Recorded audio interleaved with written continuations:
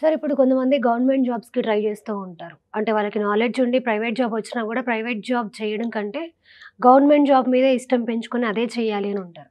So, అలాంటి వాళ్ళు ఏం చేయాలి? ఒక అద్భుతమైన ప్రశ్నమ్మ. చాలామంది ఇప్పుడు నేను గవర్నమెంట్ జాబ్ అయితేనే చేస్తాను. 92లో పుట్టి, 89లో పుట్టి నేను గవర్నమెంట్ జాబ్ అయితేనే చేస్తాను, లేకపోతే చేయను అని చెప్పి గవర్నమెంట్ జాబ్ మీద కూర్చుంటున్నారు. వీళ్ళకి నేను ఇచ్చే సలహా ఏంటంటే, మీరు గవర్నమెంట్ జాబ్ ట్రై చేసుకోండి, నేను వద్దంటం లేదు.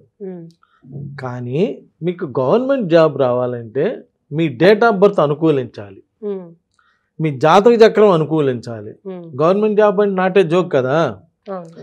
మీ జాతక చక్రం అనుకూలించాలి, మీ పేరు అనుకూలించాలి. అంటే మీకు ఎక్కడో ఒక చోట ఒకటో నెంబర్ ఇన్ఫ్లుయెన్స్ చేయాలి మీ మీద. ఒకటి అంటే సూర్యుడు. సూర్యుడు అంటే ఈ జాబ్కి సంబంధించిన ఆయన, వృత్తికి సంబంధించిన ఆయన.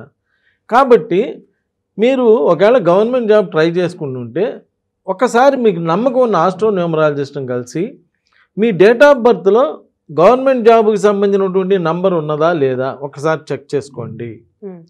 ప్లస్ మీ జాతక చక్రంలో 10వ స్థానం వృత్తి స్థానంలో ఎవరు చూస్తున్నారు, సూర్యుడు ఉన్నాడా లేదా, సూర్యుడిని లేదా సూర్యుడు ఏదన్నా చూస్తున్నాడా లేదా, అంటే జాతక చక్రం కూడా చూసుకోండి. చూసుకొని తర్వాత మీ పేరులో ఈ రెండిట్లో ఒకవేళ కాస్త డిఫరెన్స్ ఉన్నా పేరు మన చేతుల్లో ఉండిద్దని చెప్పాను కదా. ఈ పేరులో అయినా మీ డేట్ ఆఫ్ బర్త్కి తగ్గట్టుగా మంచి గవర్నమెంట్ జాబ్ వచ్చేటువంటి ఒక నంబర్ పెట్టుకుంటే డెఫినెట్గా గవర్నమెంట్ జాబ్ రావడానికి అవకాశాలు ఉన్నాయి. అలా లేకుండా నేను బాగా చదువుతున్నాను కదా, నేను బాగా ఎస్ నువ్వు బాగానే చదువుతున్నావు, నేను కాదంటలా, నువ్వు చాలా తెలివిగలవాడివి కాదంటలా, కానీ కరెక్ట్గా ఎగ్జామ్ టైంలో 5 నిమిషాలు లేట్గా వెళ్ళావు, నీ తప్పు కాదు, గ్రహాలు అలా చేపిస్తాయి. లేదు కరెక్ట్గా ఎగ్జామ్ టైంలో నీకు జ్వరం వచ్చింది, నువ్వేం చేయలేవు, ఎంత కష్టపడి చదివినా ఏం చేసినా నువ్వేం చేయలేవు. ఇలా ప్రతికూల కారణాల వలన నువ్వు జాబ్ సంపాదించలేక 89లో పుట్టి 92లో పుట్టి ఇలా చేసి కూడా ఇలా ఇబ్బంది పడుతున్నారు. సో అసలు ముందు నీకు గవర్నమెంట్ జాబ్ ఉందా లేదా అనేది తెలుసుకొని చేయండి అంటున్నా. టైం వేస్ట్ అయిపోయినాక మొత్తం అయిపోయి 89లో పుట్టి టైం అంతా అయిపోయినాక ఏమండి లాస్ట్ అటెంప్ట్ ఉందండి నాకు గవర్నమెంట్ జాబ్ వచ్చిద్దా లేదా అని వచ్చితే కూడా అయిపోయింది కదా. టైం అంతా అయిపోయినాక ఏం చేయగలడు ఏ ఆస్ట్రాలజిస్ట్ న్యూమరాలజిస్ట్ అయినా. అంటే నేను ముందే నీ చదువు అయిపోగానే నువ్వు గవర్నమెంట్ సెక్టర్కి, అంటే కొంతమంది ఐఏఎస్లు ఐపీఎస్లు గ్రూపులకే వెళ్ళాలని కొంతమంది ఫిక్స్ అవుతారు. మరి వాటి మీద అంత ఖర్చు పెడతారు మీరు.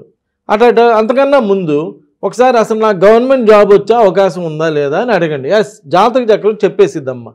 రాగానే మీరు గవర్నమెంట్ ఎంప్లాయీ అంటే అవునండి అని చెప్పేస్తారు. జాతక చక్రంలో క్లియర్గా ఉంటుంది వీళ్ళకి గవర్నమెంట్ జాబ్ వస్తుందా లేదా అనేది. అలా డేట్ ఆఫ్ బర్త్ కూడా చెప్తుంది వీళ్ళకి గవర్నమెంట్ జాబ్కి అవకాశం ఉన్నదా లేదా అని. అలా ఇక పేరులో ఈ రెండు బాగుండి ఈ రెండిట్లో కూడా గవర్నమెంట్ జాబ్ అవకాశం ఉండి రాలేదనుకో, అంటే పేరులో ఏదో నెగిటివ్ ఉందని. ఆ పేరులో కూడా ఏం చేస్తాము, సూర్యుడికి సంబంధించినటువంటి నంబర్స్ యాడ్ చేసుకొని దానికి తగ్గట్టుగా పెట్టుకొని కనుక చేస్తే మంచి జాబ్స్ రావడానికి బాగా ముందుకెళ్ళడానికి అవకాశం. ఇలా నా దగ్గరికి వచ్చిన వాళ్ళు చాలామంది గవర్నమెంట్ జాబ్ రాక ఇబ్బంది పడుతున్న వాళ్ళు నా దగ్గరికి వచ్చినాక చాలామందికి జాబ్లు వచ్చినాయి. అందరికని నేను అంటం లేదు, చాలా వరకు వాళ్ళ యొక్క కష్టం కూడా ఆధారపడి ఉంటుంది కదా. అలా వాళ్ళకి చాలామందికి గవర్నమెంట్ జాబ్ రావటం. ఇక్కడ ఒకవేళ గవర్నమెంట్ జాబ్ వచ్చే అవకాశం లేదనుకో, నేనేం చెప్తానంటే వాళ్ళు దాని మీద కూర్చొని ఉన్నప్పుడు బాబు ముందు ఏదో ఒక జాబ్ చేసుకుంటూ ప్రిపేర్ అవుతుండు. వచ్చిందనుకో లక్, కష్టాన్ని మించింది ఏం లేదు కదా. ఈ జాతకాలు ఇవన్నీ సెకండరీ, కష్టం అనేది మెయిన్ కదా. సో ఇప్పుడు ఏదో ఒక జాబ్ చేసుకుంటూ ఇంకా ఇప్పుడు ఒక 8 గంటలు జాబ్ చేసుకుంటూ ఆ మిగిలిన టైంలో కష్టపడి చేస్తే భగవంతుడు ఆశీర్వదించి మంచి గవర్నమెంట్ జాబ్ వచ్చింది అనుకోండి, సంతోషమే కదా, చెడు కాదు కదమ్మా. సో అలా కూడా గైడ్ చేస్తా. కొంతమందిని అయితే ఇప్పుడు నిన్న ఒక అమ్మాయి వచ్చింది, ఎవరు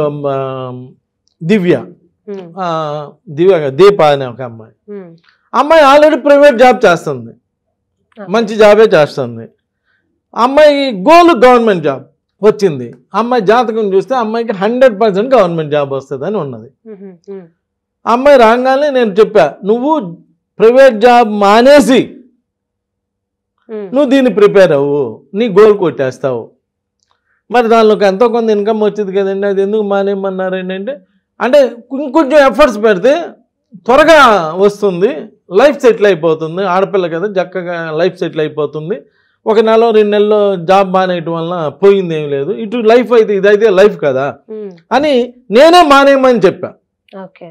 మానేసి అంటే వీళ్ళకి 100% అన్నప్పుడు అలా గైడ్ చేయాలి, 100% కాదన్నప్పుడు ఇలా గైడ్ చేయాలి. వాళ్ళు కనుక అసలు జాబే చేయబోతుంటే ఏదో జాబ్ చేయమని చెప్పాలి.